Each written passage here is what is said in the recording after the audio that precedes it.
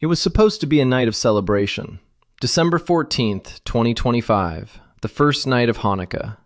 Over 1,000 people had gathered at Sydney's famous Bondi Beach for an annual tradition, Hanukkah by the Sea, a family event organized by the local Jewish community. Children played in petting zoos, families gathered for face painting, the menorah was ready to be lit as the summer sun set over the Australian coastline. But at 6:47 p.m. local time, everything changed.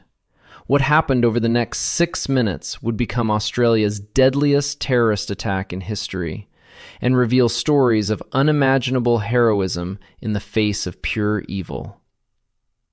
To understand what happened that night, we need to understand the location.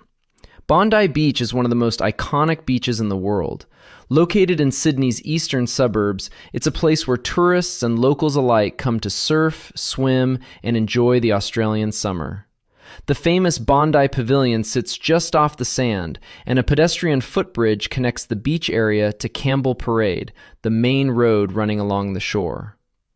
The Hanukkah by the Sea event had been a beloved tradition for decades. Organized by Chabad of Bondi, it drew thousands of families each year to celebrate the Jewish Festival of Lights. In 2025, the event was held at Archer Park, a grassy area just east of the Bondi Pavilion. Rabbi Eli Schlanger, a 41-year-old British-born father of 5, his youngest son only 2 months old, had helped organize the event. For 18 years, he and his family had served the Bondi Jewish community. He had no idea that this night would be his last. By 5:30 p.m., the celebration was in full swing. Families were arriving, children were laughing. The sound of drums filled the air as people danced in anticipation of lighting the first Hanukkah candle. Meanwhile, 45 minutes away in Sydney's western suburbs, a silver 2001 Hyundai Elantra was pulling out of an Airbnb in Campsie. Inside were 2 men, a father and son, with blankets covering their cargo, 2 shotguns, a rifle, 4 homemade pipe bombs, and 2 ISIS flags. The men in that car were Sajid Akram, 50 years old, and his son Naveed Akram, 24. Sajid had immigrated to Australia from Hyderabad, India in 1998 on a student visa. He later married, obtained permanent residency, and raised his family in Sydney's western suburbs.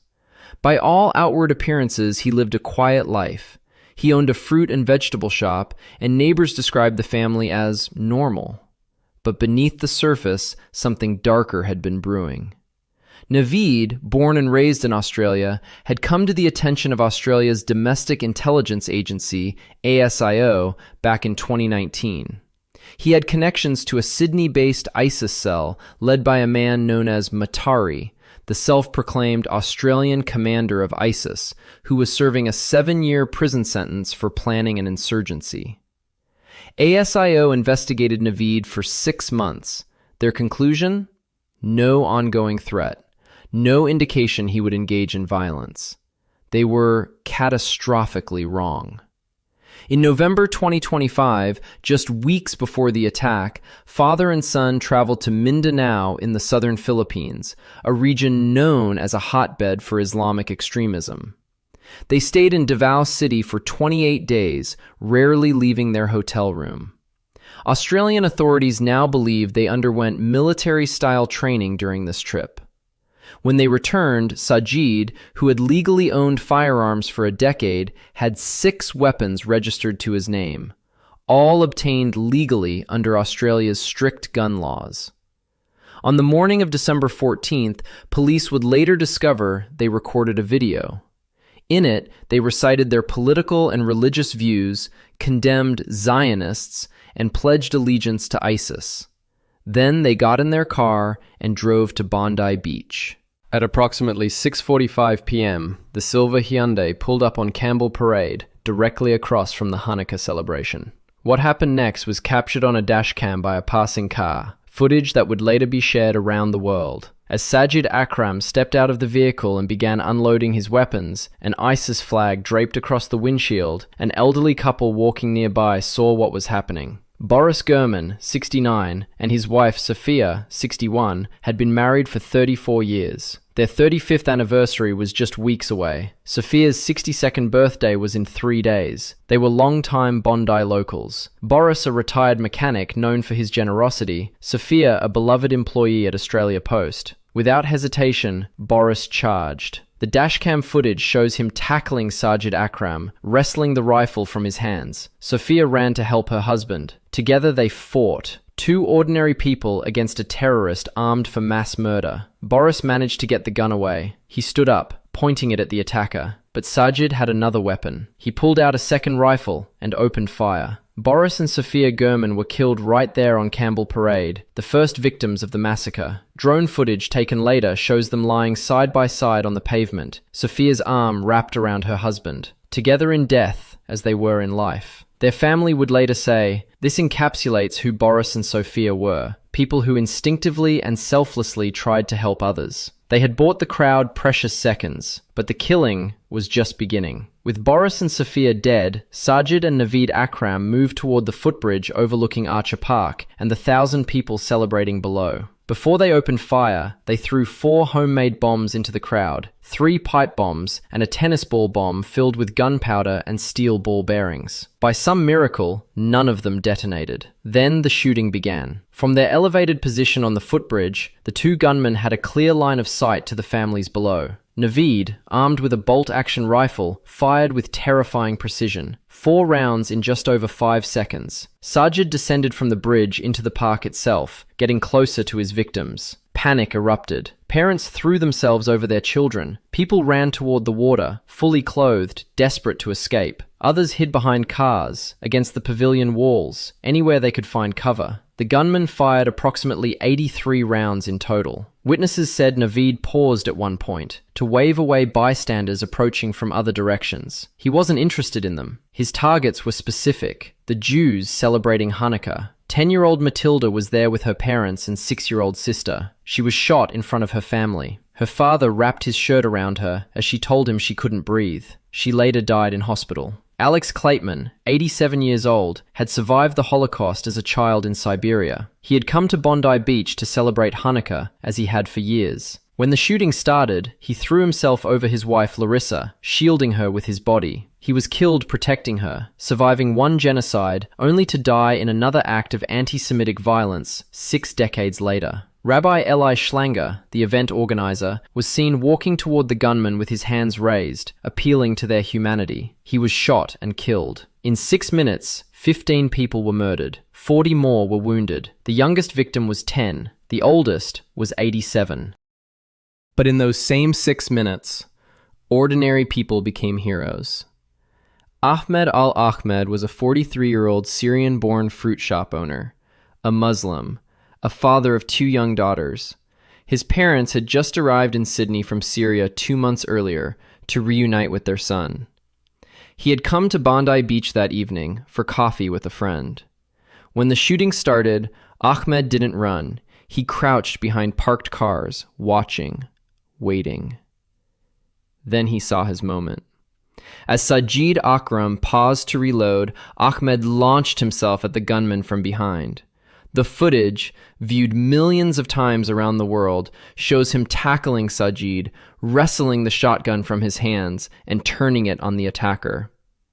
Ahmed propped the weapon against a tree, disarming one of the terrorists. But Naveed, still on the bridge, saw what happened. He turned his rifle toward Ahmed and fired. Ahmed was hit multiple times in his left shoulder and arm. Bullets are still lodged in his body today. But he didn't die, and because of him, one of the gunmen was neutralized. Reuven Morrison, a 62-year-old Soviet-born businessman, saw what Ahmed had done. He had fled anti-Semitic persecution in the USSR 50 years earlier, coming to Australia for safety. Now, watching a terrorist attack his community, he refused to hide. Morrison grabbed a brick and charged at Sajid Akram, hurling it at the gunman. He then ran toward the rifle Ahmed had taken, attempting to use it against the attackers. He was shot and killed, but every second he drew fire was a second the gunmen weren't shooting into the crowd of families. His daughter would later say, "There was no other way he would be taken from us. He went down fighting, protecting the people he loved most." Other heroes emerged.